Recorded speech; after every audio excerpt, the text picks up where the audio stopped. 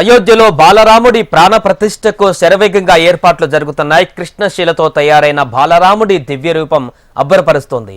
విగ్రహం ఎత్తు 51 అంగుళాలు, బరువు 250 కిలోలు ఉంటుంది. నిన్ననే గర్భాలయానికి ఈ విగ్రహం చేరుకోగా ఈ నెల 22న అయోధ్య ఆలయంలో ప్రాణ ప్రతిష్ఠ కార్యక్రమం జరగనుంది.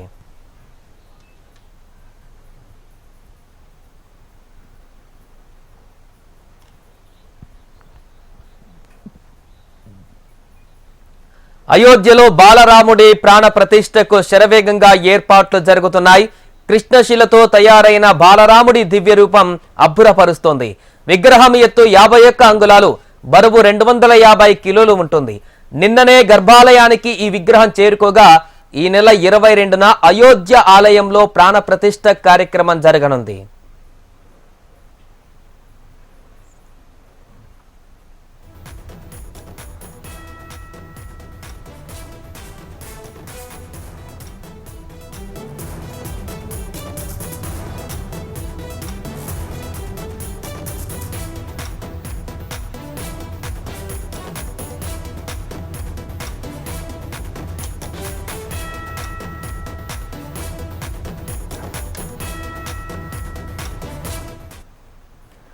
అయోధ్యలో బాలరాముడి ప్రాణ ప్రతిష్టకు శరవేగంగా ఏర్పాట్లు జరుగుతున్నాయి. కృష్ణశిలతో తయారైన బాలరాముడి విగ్రహం దివ్య రూపం అబ్బురపరుస్తుంది.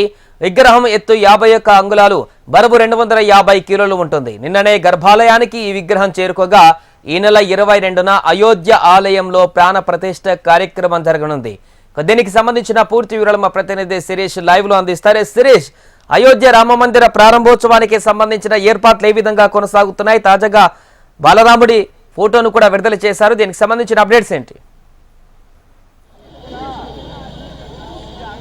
సాయి, రామ మందిర ప్రారంభోత్సవానికి మరొక 2 రోజులు మాత్రమే సమయం అనేది కూడా ఉంది. ఈ నేపథ్యంలో ఏర్పాట్లన్నీ కూడా శరవేగంగా జరుగుతున్నాయి. మరికొద్ది పనులు అనేవి కూడా పూర్తి కావాల్సి ఉన్నప్పటికీ కూడా ప్రారంభోత్సవానికి కావాల్సిన కార్యక్రమాలన్నీ కూడా ఏర్పాట్లన్నీ కూడా పూర్తయ్యాయి. నిర్మాణాలన్నింటి కూడా దాదాపుగా ఒక కొలిక్కి వచ్చాయి.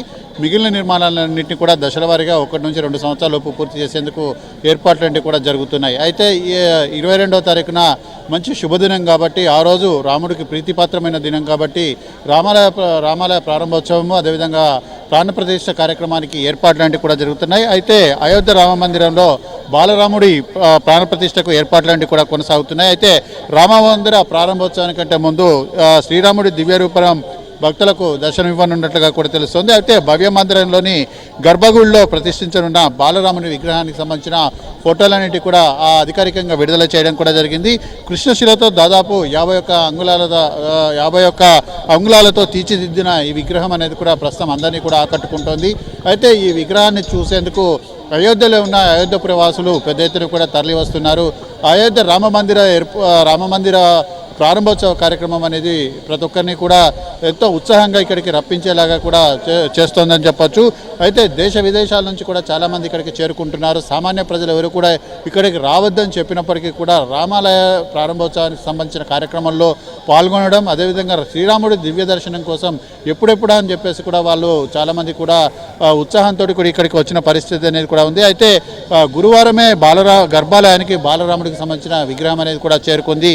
మందిరంలో విగ్రహ ప్రతిష్టాపనకు ముందు ఆచారాలన్నింటి కూడా కొన్ని ఉంటాయి. ఆచారాలన్నీ కూడా జరుగుతున్నాయి. అయితే ఆచారాల్లో భాగంగా బాలరాముని గర్భగుడికి తీసుకువచ్చారు. ప్రస్తుతం బాలరాముడికి సంబంధించిన ఫోటోలన్నింటి కూడా వీడియో అవుతున్నాయి. అయితే మొత్తం మీద కూడా చూసినట్లయితే జై శ్రీరామ్ అని చెప్పేసి అయోధ్య మొత్తం కూడా జై శ్రీరామ్ నినాదాలతోటి అయోధ్య పురవీధులన్నీ కూడా మారిమోగుతున్నాయి.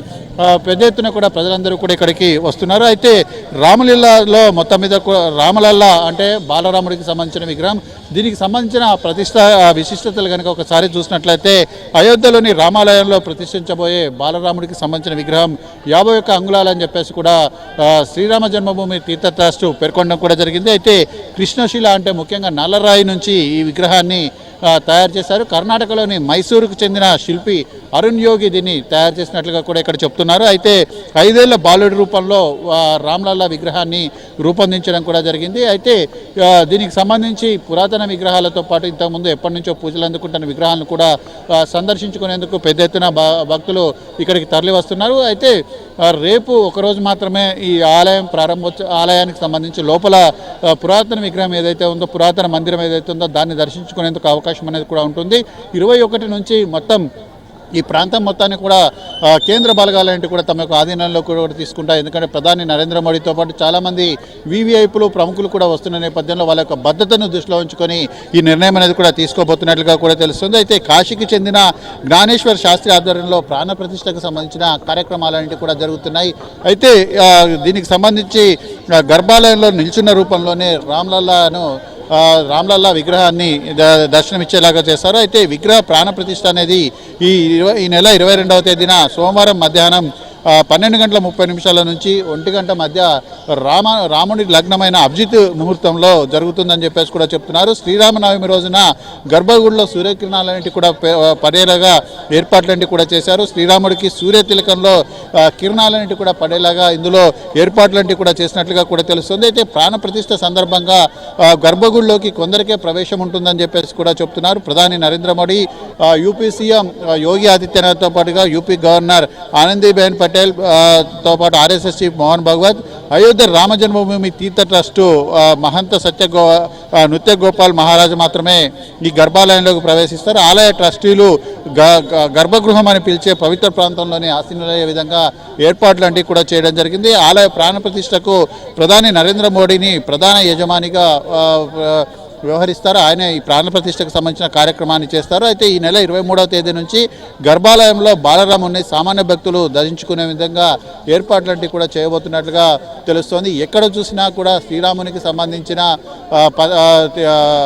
పతాకాలు, అదేవిధంగా శ్రీరామ నామాలతోటి ప్రాంతమంతా కూడా మారిమోగిపోతుంది. అయితే మొత్తం మీద కూడా భద్రత అనేది కూడా కట్టుదిట్టం చేయడం కూడా జరిగింది. ఏర్పాట్లన్నింటినీ కూడా శరవేగంగానే జరుగుతున్నాయి.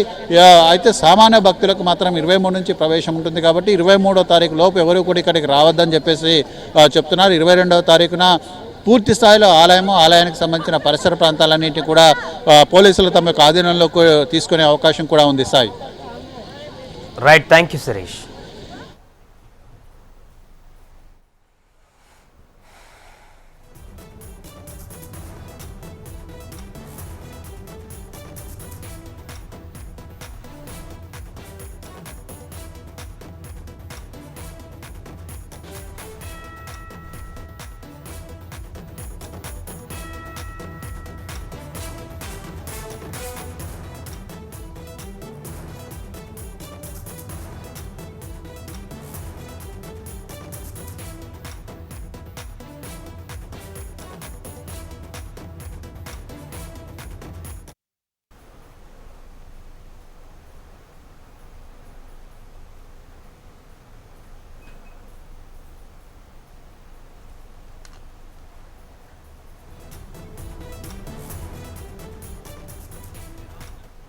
न्यास